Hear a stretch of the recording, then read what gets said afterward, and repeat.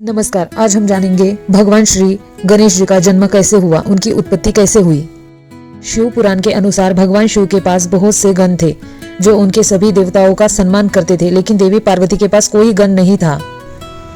इस बात से परेशान होकर एक बार जब देवी पार्वती जी स्नान कर रही थी, तब उन्होंने स्नान के दौरान अपने शरीर पर लगे उपटन से एक पुतला बनाया और अपनी शक्ति से उन्होंने उस मानव आकार वाले पुतले में प्राण का संचार कर दिया, जिससे एक बालक उत्पन्न हुआ। माता पार्वती ने उसे गणेश नाम दिया और सख्त आदेश दिया कि उनकी मर्जी के बगैर उनकी किसी को भी महल में प्रवेश नहीं देना है।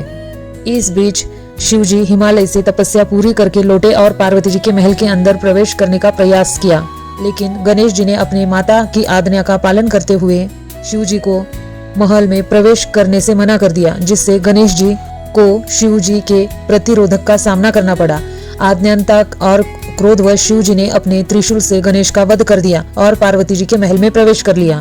जब देवी पार्वती जी ने यह सब देखा, उनके पुत्र गणेश मर गया है, तो उन्होंने इस तथ्य को शिव जी के समक्ष प्रकट किया।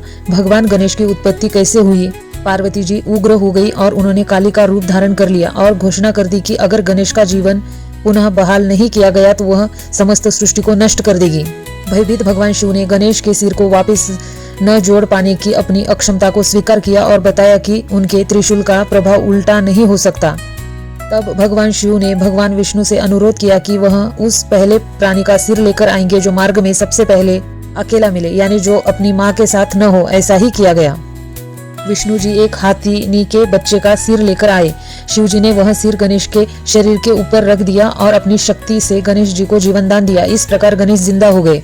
तब गणेश को वहां मौजूद देवताओं द्वारा कई शक्तियों के साथ आशीर्वाद दिया गया और यह भी कि इन्हें प्रथम पूजा जाएगा। तब से उन्हें गजानन और प्रथम पूजनीय भगवान कहा जाता है। इस प्रकार भगवान गणेश जी को हाथी का सर प्राप्त हुआ।